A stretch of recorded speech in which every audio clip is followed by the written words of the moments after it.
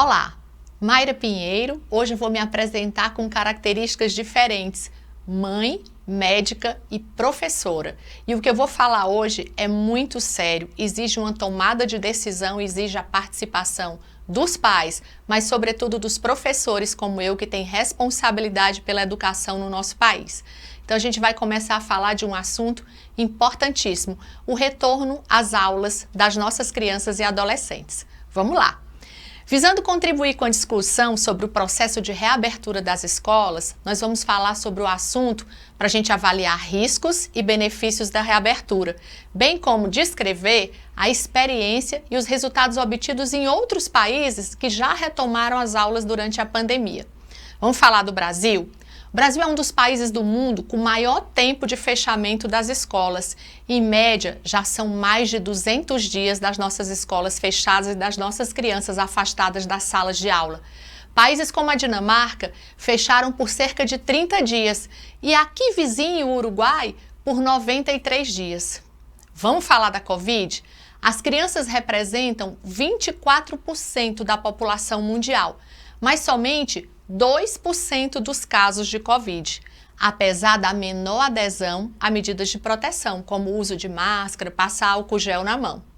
A taxa de ataque, ou seja, o número de pessoas que são afetadas, que adquirem a doença, dividido pelo número de pessoas que são expostas em relação à Covid, é muito menor nas crianças. Para vocês terem uma ideia, é 5,5 vezes menor do que nos adultos. Entre 90% e 99% das crianças que são infectadas, ou seja, que adquirem a doença, são assintomáticas, não têm sintoma algum, ou então elas são o que nós chamamos de oligossintomática. Tem pouquíssimos sintomas, o que faz com que a doença, às vezes, não seja nem percebida pelos pais ou pelas pessoas que essas crianças convivem. A mortalidade e a taxa de complicações por Covid nas crianças também são mínimas e muito menores do que a da gripe comum, a influenza, na mesma faixa etária. A mortalidade é pelo menos 37,5 vezes menor em crianças do que nos adultos. A gripe comum já causou 2,2 vezes mais mortes em crianças este ano do que a Covid.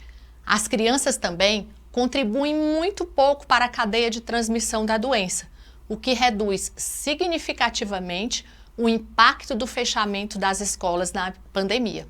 Sabendo que as crianças representam um menor número de casos, uma menor taxa de ataque, uma menor mortalidade e que elas contribuem muito pouco na cadeia de transmitir a doença, a gente precisa refletir sobre os efeitos do fechamento da escola agora, sobre uma coisa mais grave: a segurança das crianças.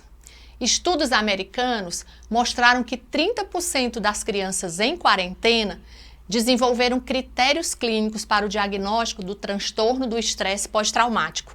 83% das crianças com condições psiquiátricas prévias, que já tinham problemas psiquiátricos, relataram piora dos sintomas durante a quarentena no mesmo país, nos Estados Unidos. E vamos falar de Brasil? No Rio de Janeiro, constatou-se um aumento de mais de 50% nas denúncias de violência doméstica durante o fechamento das escolas. E a gente vai dar um exemplo muito triste. Na epidemia do Ebola em Serra Leoa, houve um aumento na gravidez infantil com o fechamento das escolas, abandono escolar e aumento em 65% da violência infantil. Isso já pode estar acontecendo entre nós e ainda não temos estudos evidenciando essa realidade triste. Mas se aconteceu em outros países, é provável que essa realidade ela seja repercutida, que ela aconteça em outras partes do mundo. Agora a gente vai falar de algo mais grave ainda. Cerca de 2/3 das necessidades nutricionais das crianças de baixa renda são supridas pela escola. Lembra da merenda escolar? É lá que as crianças que não têm em casa alimentação adequada encontram refúgio, encontram abrigo para manter suas necessidades nutricionais. Os efeitos de curto prazo das refeições perdidas incluem redução na imunidade. Imunidade baixa significa maior propensão a doenças infecciosas, como a Covid e até como doenças mais graves. Em médio e longo prazo, desnutrição e suas consequências sobre o crescimento e o desenvolvimento. E o que nós podemos concluir então? Que o fechamento das escolas oferece riscos irreversíveis à saúde das crianças, agravando condições psiquiátricas, comprometendo a segurança alimentar, aumentando a taxa de gravidez infantil, o número de abusos, de maus tratos, o uso de drogas e a violência. E alguém vai dizer, mas a gente tem um ensino à distância, muitas crianças estão em casa assistindo aula. E aí a gente lembra de uma coisa muito importante. Crianças vulneráveis têm muito menos acesso à educação à distância de qualidade e sofrem muito mais com o fechamento das escolas. E as mulheres, mães dessas crianças vulneráveis, têm um comprometimento significativamente maior da sua atividade profissional, acentuando as enormes desigualdades sociais e de gênero que a gente já vê em países como o Brasil. Muitas crianças estão em casa, mas algumas estão na rua.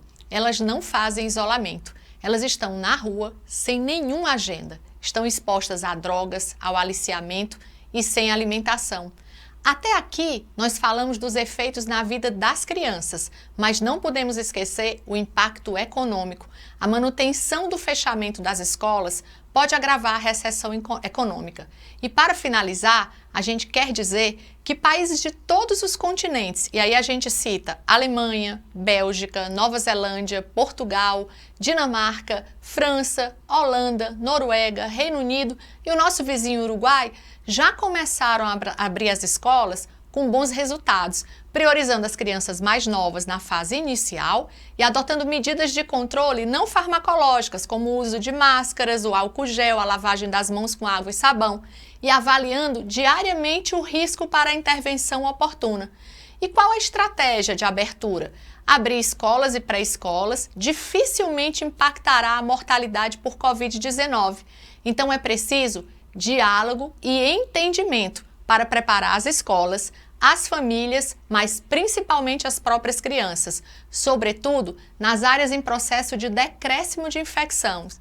Então, pais, professores, permitam que nossas crianças, sobretudo aquelas mais vulneráveis, possam voltar a ter na escola o seu abrigo seguro.